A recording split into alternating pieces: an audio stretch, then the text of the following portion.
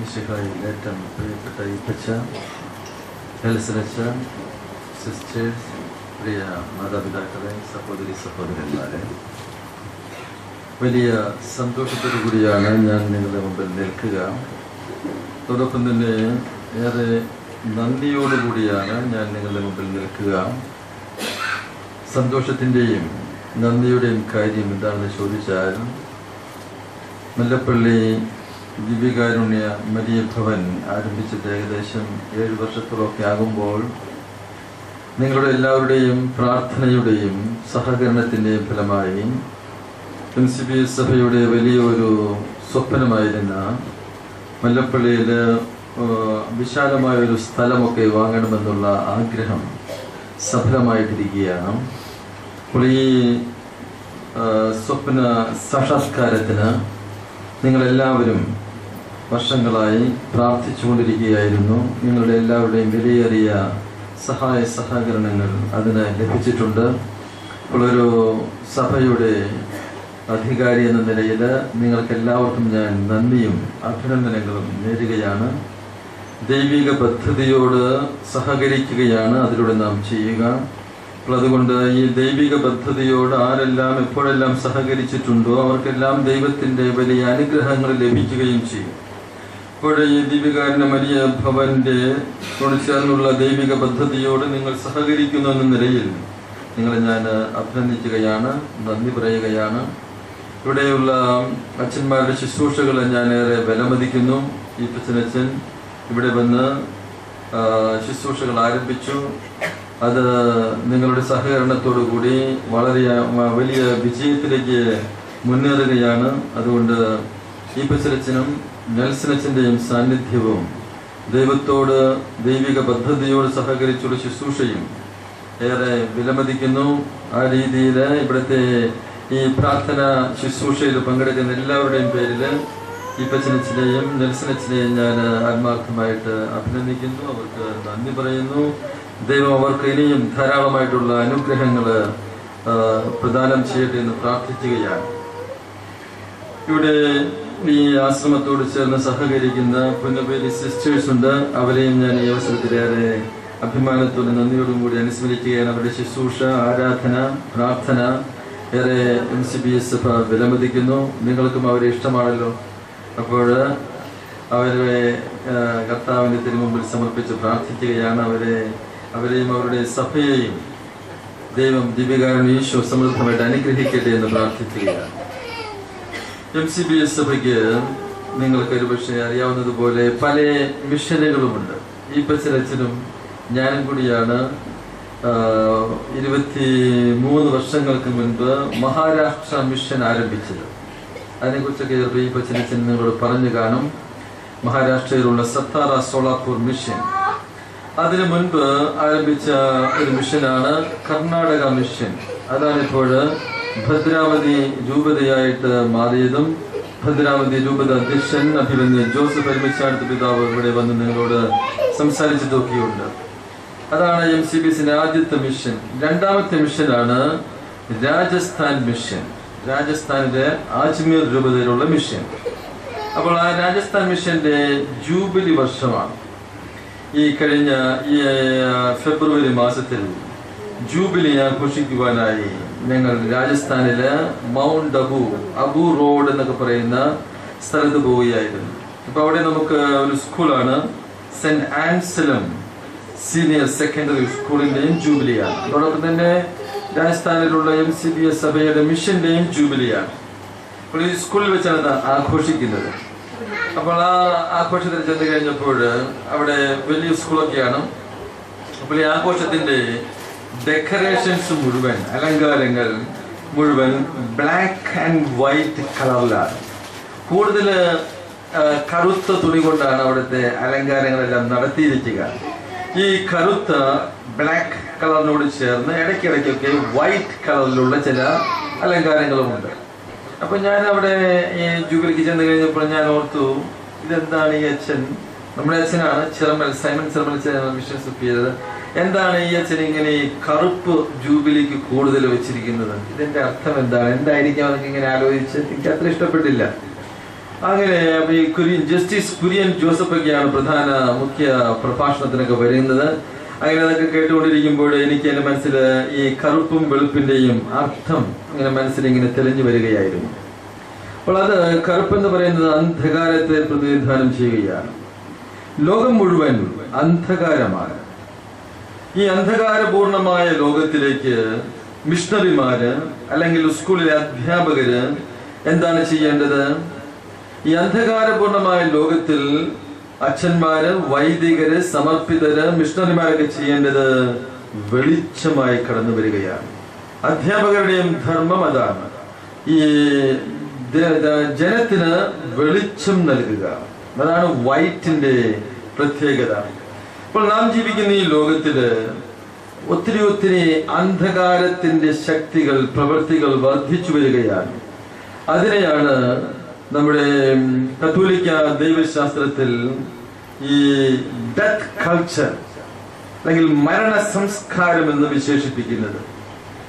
നാം ജീവിക്കുന്ന ഈ ലോകത്തില് മരണ സംസ്കാരത്തിന്റെ അലയൊലികൾ അല്ലെങ്കിൽ അതിന്റെ പ്രവർത്തനങ്ങൾ വളരെ ശക്തമായി വളർന്നുകൊണ്ടിരിക്കുകയാണ്. അത് നമ്മെ ഈ ഭൂമിയെ മുഴുവൻ കാർന്നു തിന്നുകൊണ്ടിരിക്കുകയാണ്. മരണ സംസ്കാരം നാം ഓരോ ദിവസവും പത്രം വായിക്കുമ്പോൾ, TV കാണുമ്പോഴൊക്കെ, ന്യൂസൊക്കെ കാണുമ്പോൾ ഇതാണ് നമ്മുടെ കൺമുൻപിൽ എത്തപ്പെടുന്നത്.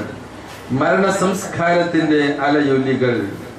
ഉദാഹരണത്തിന് നമ്മുടെ നാട്ടിൽ ഇപ്പോൾ നടന്നുകൊണ്ടിരിക്കുന്ന ഈ സ്ത്രീ പീഡനങ്ങൾ, ഡൽഹിയിലെ മെഡിക്കൽ വിദ്യാർത്ഥിനിയെ റേപ്പ് ചെയ്യുക അതിക്രൂരമായി, അതല്ല എങ്കിൽ ഈ നാട്ടിൽ അരങ്ങേറുന്ന അഴിമതികൾ, അതല്ലെങ്കിൽ വളരെ നിസ്സാരമായ കാര്യത്തിന് നടത്തുന്ന കൊലപാതകങ്ങൾ, അതല്ലെങ്കിൽ കുടുംബജീവിതത്തിൽ നടക്കുന്ന ഭ്രൂണഹത്യകൾ, അല്ലെങ്കിൽ ദാമ്പത്യ ജീവിതത്തിൽ നടക്കുന്ന ഭാര്യ പീഡനങ്ങൾ, അങ്ങനെ ഒത്തിരി മരണ സംസ്കാരത്തിന്റെ മേഖലകള് നമ്മുടെ വ്യക്തി ജീവിതത്തിലും കുടുംബ ജീവിതത്തിലും സമൂഹ ജീവിതത്തിലും ഈ ദേശമെന്ന നിലയിലുള്ള രാഷ്ട്രീയ സാമൂഹിക മേഖലകളെല്ലാം വർദ്ധിച്ചു വരികയാണ്. അപ്പോൾ ഇതൊക്കെ കാണുകയും കേൾക്കുകയും അനുഭവിക്കുകയും ചെയ്യുമ്പോൾ നമുക്ക് ഇതിനോടുള്ള പ്രതികരണം എന്തായിരിക്കണം? എങ്ങനെയാണ് നാം ഇതിനോട് പ്രതികരിക്കേണ്ടത്? അതുകൊണ്ടാണ് ഇങ്ങനെയുള്ള ദിവ്യകാരുണ്യ മരിയ ഭവനുകളെല്ലാം ആരംഭിക്കുന്നത്. ദിവ്യകാരുണ്യ മരിയ ഭവന്റെയൊക്കെ ധർമ്മങ്ങൾ ഈ അന്ധകാരപൂർണമായ ലോകത്തിന് അതിന്റെ മധ്യേ വെളിച്ചം നൽകുക, പ്രകാശമായി വർദ്ധിക്കുക, ഈ മരണ സംസ്കാരത്തിന്റെ ശക്തികളായി ഒത്തിരി പ്രത്യയ ശാസ്ത്രങ്ങളും സംഘങ്ങളും സംഘടനകളും വ്യക്തികളുമൊക്കെ അഹോരാത്രം പണിയെടുക്കുമ്പോൾ ഈ ജീവന്റെ സംസ്കാരത്തിന്റെ വക്താക്കളായിട്ടാണ് ദിവ്യകാരുണ്യ മരിയ ഭവൻ വർദ്ധിക്കേണ്ടത്. അപ്പോൾ ദിവ്യകാരുണ്യ മരിയ ഭവൻ നിലകൊള്ളുന്നത് മരണ സംസ്കാരത്തിന് എതിരെയും എന്നാൽ ജീവന്റെ സംസ്കാരത്തിന്റെ വക്താക്കളുമായിട്ടാണ്. ഈ ജീവന്റെ സംസ്കാരത്തിന്റെ വക്താക്കൾ എന്ന് പറയുന്നതാണ് ദിവ്യകാരുണ്യ സംസ്കാരം. അപ്പോൾ ദിവ്യകാരുണ്യ മരിയ ഭവൻ അതല്ലെങ്കിൽ ദിവ്യകാരുണ്യ മിഷണറി സഭ നിലകൊള്ളുന്നത് ലോകത്തിന് ജീവന്റെ സംസ്കാരം, ദിവ്യകാരുണ്യ സംസ്കാരം പ്രദാനം ചെയ്യുവാൻ വേണ്ടിയിട്ടാണ്.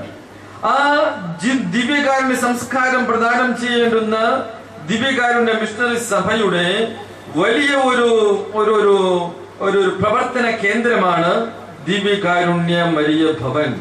ഇപ്പോൾ ദിവ്യകാരുണ്യ മരിയ ഭവനിലൂടെ ഈ മരണ സംസ്കാരത്തിന്റെ കരാള ഹസ്തങ്ങളിൽ അകപ്പെട്ട് ഞെരിപിരി കൊള്ളുന്ന വ്യക്തികളെ അതിൽ നിന്നും മോചിപ്പിച്ച് അവരെ ദിവ്യകാരുണ്യനാഥന്റെ സന്നിധാനത്തിലേക്ക് കൊണ്ടുവന്ന്, പ്രത്യേകിച്ച് MCBS സഭയുടെ സഭാപിതാക്കന്മാരായിരിക്കുന്ന ആലക്കളത്തിലച്ഛന്റെയും പറയിടത്തിലച്ഛന്റെയും ഒക്കെ മാധ്യസ്ഥത്തിലൂടെ അവരെ ദിവ്യകാരുണ്യ സംസ്കാരത്തിലേക്ക് കൈപിടിച്ച് ആനയിക്കുക, ഉയർത്തുക. ഇതാണ് മരിയ ഭവൻ, ദിവ്യകാരുണ്യ മരിയ ഭവൻ നിർവഹിക്കുന്നത്. ആ ശുശ്രൂഷ നമ്മുടെ പ്രിയപ്പെട്ട ഈപ്പച്ചനച്ചനും നെൽസനച്ചനും വളരെ മനോഹരമായി നിർവഹിച്ചു കാണുന്നു എന്നതിൽ എനിക്ക് അതിയായ സന്തോഷമുണ്ട്. ഒരിക്കൽ കൂടി ഞാൻ ഈപ്പച്ചനച്ചനെ ആ രീതിയിൽ അഭിനന്ദിക്കുകയാണ്. ഓരോ ദിവ്യകാരുണ്യ മിഷണറി സഭാംഗവും ഈ ധർമ്മമാണ് നിർവഹിക്കേണ്ടത്. ആ ധർമ്മ നിർവഹണത്തിന് സഭാംഗങ്ങളുടെ മുൻപിൽ ഈപ്പച്ചനച്ചൻ വലിയ ഒരു മാതൃകയായി, പ്രചോദനമായി, മലമുകളിൽ ഉയർത്തപ്പെട്ട ഒരു ദീപമായി, എല്ലാവർക്കും ഒരു മാർഗദീപമായിട്ട് മാറിയിരിക്കുകയാണ്.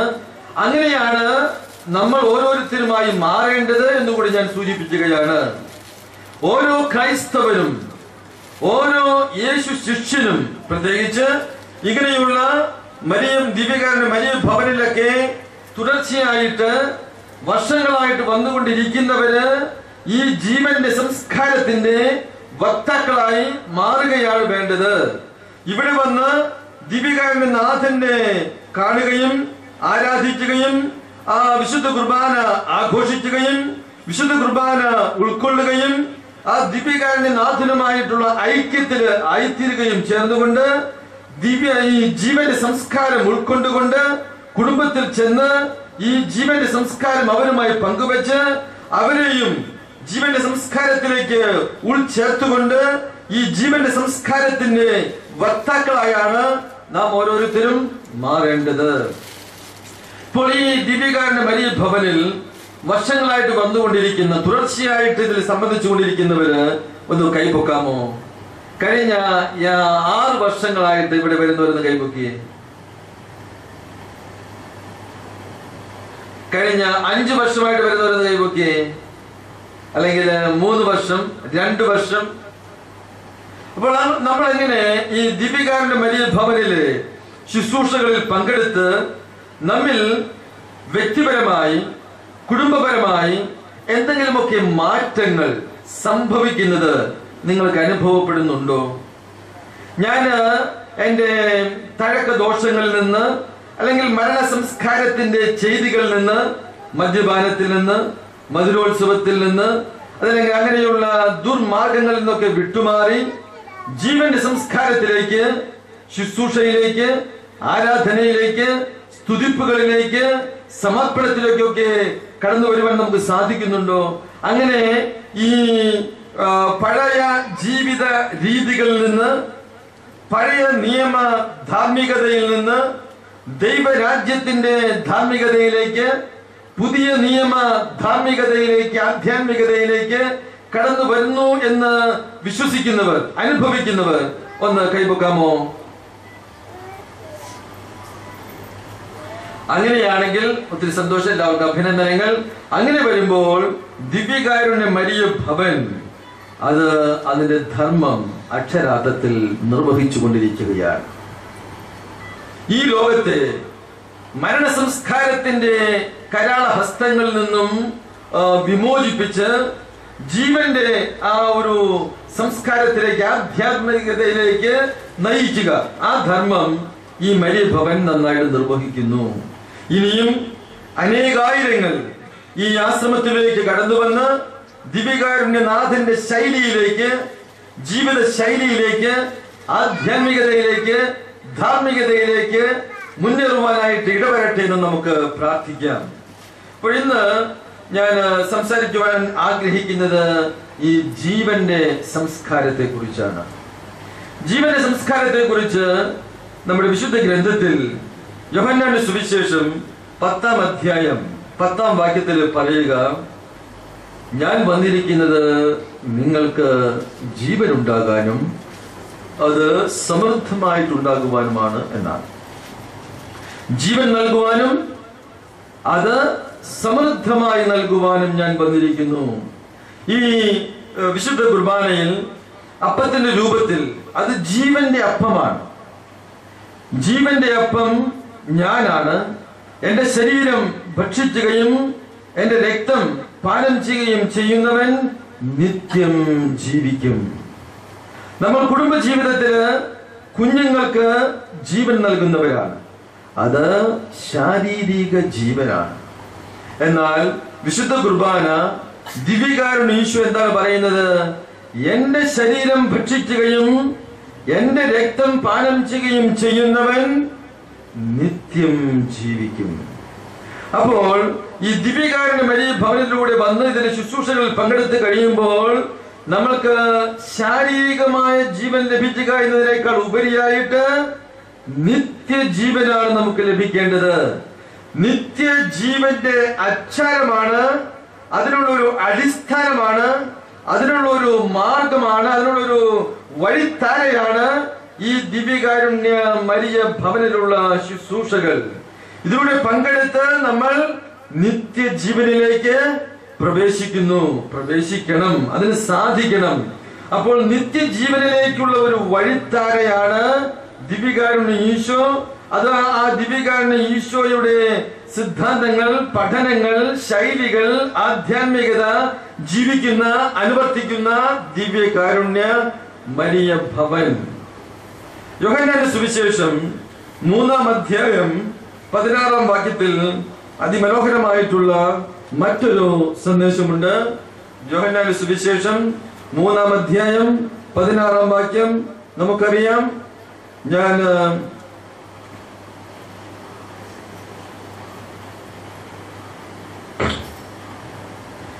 എന്തെന്നാൽ അവനിൽ വിശ്വസിക്കുന്ന ഏവനും നശിച്ചു പോകാതെ നിത്യജീവൻ പ്രാപിക്കുന്നതിന് വേണ്ടി തന്റെ ഏകജാതനെ നൽകുവാൻ തക്ക വിധം ദൈവം ലോകത്തെ അത്രമാത്രം സ്നേഹിച്ചു.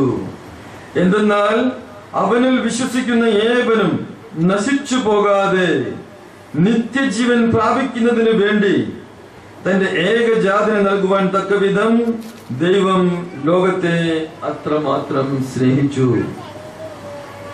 നമുക്കറിയാം, നമ്മൾ ഈ മരിയ ഭവനിലേക്ക് വരുമ്പോൾ അതിന്റെ പിന്നിൽ ഒരു തിക്താനുഭവം, ഒരു ക്രൈസിസ്, ഒരു പരാജയം, അല്ലെങ്കിൽ ജീവിതത്തിൽ വിജയിക്കുവാനായിട്ട് ഒത്തിരി ശ്രമിച്ചിട്ട് നടക്കാത്തൊരവസ്ഥ, അല്ലെങ്കിൽ ഒരു പ്രത്യേകമായിട്ടുള്ള ബുദ്ധിമുട്ട്, ഇങ്ങനെയുള്ള ഒരു അവസ്ഥയിൽ നിന്നുമാണ് നമ്മിൽ പലരും ഈ ദിവ്യകാരുണ്യ മരിയ ഭവനിലേക്ക് വന്ന് പെടുക, എത്തിച്ചേരുക. അപ്പോൾ ജീവിതത്തിലേക്ക് വരുന്ന ഓരോ ബുദ്ധിമുട്ട്, ഒരു ക്രൈസിസ്, ഒരു പരാജയം, ഒരു അസുഖം,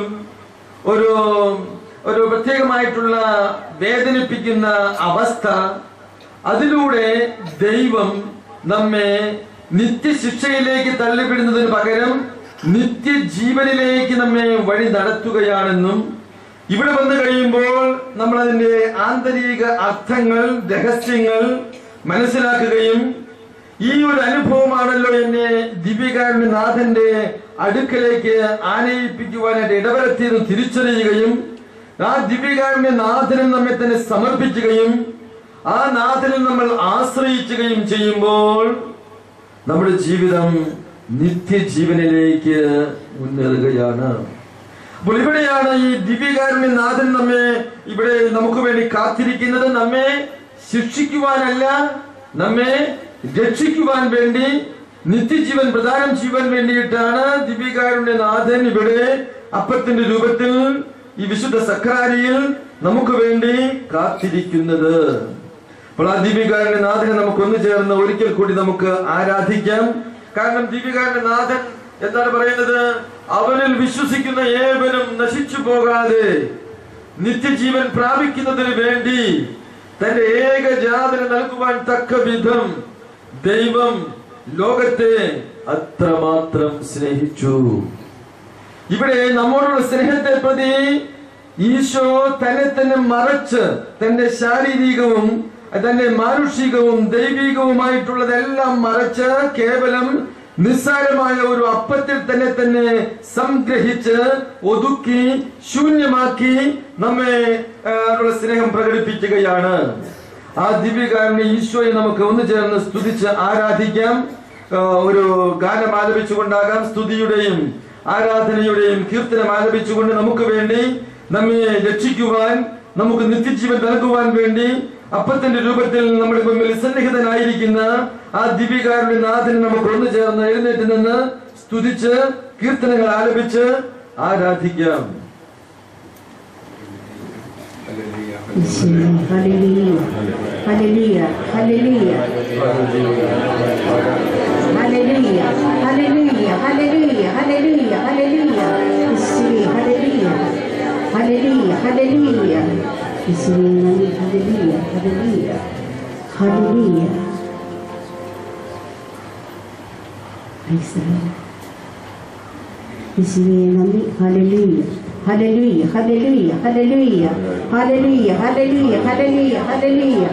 It's your Adana, hallelujah, hallelujah, hallelujah, hallelujah, hallelujah, hallelujah. It's your name, hallelujah, hallelujah, hallelujah, hallelujah, hallelujah, hallelujah, hallelujah, hallelujah, hallelujah, hallelujah. It's your name, hallelujah.